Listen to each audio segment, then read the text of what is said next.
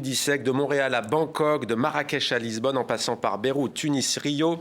Pendant 10 ans, vous avez arpenté les rues et les murs du monde pour déposer vos œuvres. Plus de 25 pays au total. Dans J'irai graffer chez vous, vous écrivez « Voyager a changé ma manière de peindre et peindre a changé ma manière de voyager ».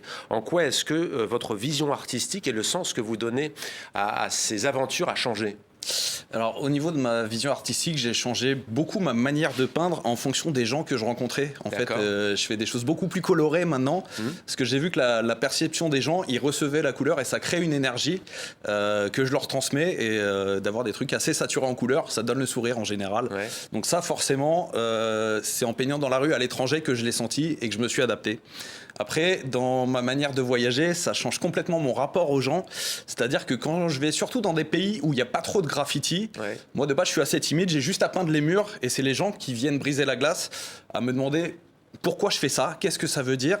Et le rapport aux gens est complètement différent, puisque je suis pas juste un touriste, je suis un graffeur. Ouais. Donc j'explique un peu ma démarche. Ouais. Et à partir de ce moment-là, c'est les gens qui prennent le relais. Ouais. Et... Pas de guide quand vous arrivez dans un pays. Non, surtout pas. Chez les journalistes, on parle de fixeur. Chez les artistes, on imagine que parfois on peut prendre un guide. Vous ne le faites pas ? Non, parce que moi, l'expérience, justement, c'est on peint, on voit. C'est-à-dire que l'idée, c'est de découvrir, de sentir un petit peu comment ça se passe dans le pays. Et le meilleur moyen pour ça, c'est d'y aller à l'aventure. Donc, puisqu'on parle de voyage, le Japon, vous y étiez l'an dernier, c'est bien cela. Et je me demandais, en source d'inspiration, le pays du manga, quand on est dessinatrice, qu'est-ce que ça fait ? Ou est-ce que vous avez mis le dessin de côté ? Comment est-ce que vous avez vécu ce voyage ?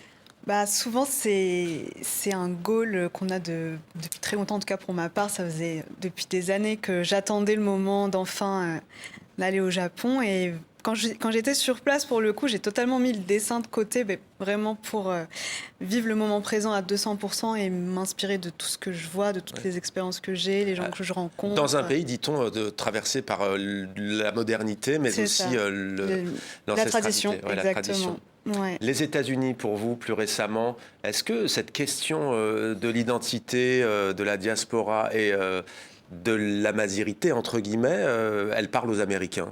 C'est exactement pour cette raison qu'on a été invité par des universités américaines, notamment des départements Art and Repair, Indigenous Studies, Decolonial Studies, parce qu'ils étaient fortement intéressés par ma démarche en tant que chorégraphe, directrice artistique, amazir et artiviste, de comment on se réapproprie une histoire via le mouvement, via le corps, dans le pays qui a colonisé finalement notre pays d'origine, où on est né pour certains. Et du coup, c'était incroyable de se faire inviter comme ça. Avant Donald Trump. Juste un mois avant. Donc tout le monde était un peu stressé.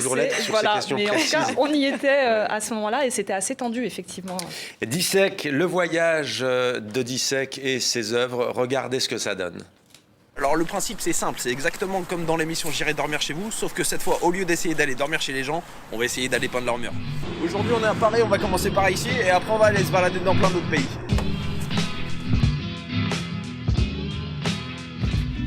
Bienvenue à Kota Kinabalu, bienvenue au Vietnam, bienvenue en Thaïlande, ici à Malacca, on est de retour au Vietnam, aujourd'hui on est au Maroc.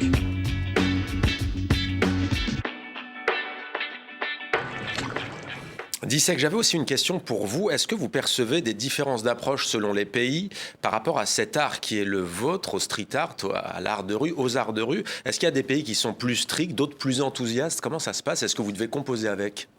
On a forcément à composer avec. On va dire que dans les pays où ils ont l'habitude de voir du graffiti, ils sont peut-être un petit peu moins réceptifs parce que ça fait partie du paysage. Et tout ce qui est pays occidentaux, on passe plus inaperçu. Quand on arrive dans des pays où ils n'ont pas l'habitude de voir ça, forcément, ça crée quelque chose parce que en gros, il se passe quelque chose là où d'habitude il se passe pas grand-chose. Il peut y avoir un attroupement, par exemple ? Souvent. Puis les gens ont envie de comprendre. C'est-à-dire que comme c'est un peu original, ils ont envie de savoir ce qui se passe, pourquoi je fais ça et ce que je marque. Et on peut vous suivre sur YouTube notamment, on peut suivre vos vidéos. Alors sur une de vos œuvres, j'ai vu sur votre compte Instagram, on peut lire... Tant que c'était gratuit, on nous prenait pour des clochards, et maintenant que c'est payant, on nous prend pour des artistes. Pourquoi vous avez éprouvé le besoin de le dire ? On sent que c'est un cri du cœur.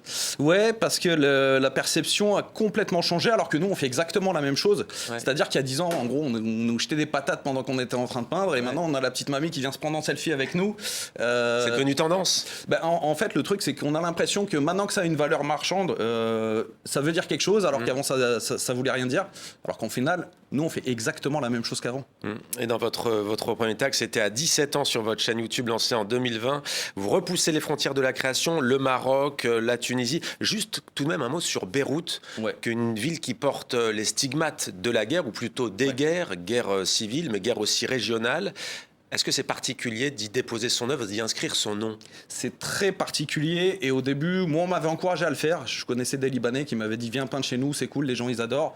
C'est vrai que de peindre un mur avec des impacts de balles à la base, je me suis posé des questions, je me suis dit est-ce que tu vas vraiment le faire et comment ça va être perçu? Et en fait j'ai eu la réponse en 2 minutes, c'est-à-dire que j'ai commencé à peindre et tout le monde est venu me dire merci de le faire parce que nous on vit avec ça et on a besoin de prouver que la vie elle continue, donc merci de mettre de la couleur et de redonner de la joie un petit peu dans les rues de Beyrouth. Et voilà, donc Dissek, prochain voyage la Turquie. Juste en un mot, est-ce que vous avez déjà repéré un lieu, des endroits qui vous inspirent? Pas du tout, l'idée c'est de rien repérer et d'y aller au feeling. Eh bien voilà, donc on vous suivra en Turquie également, notamment sur vos réseaux sociaux.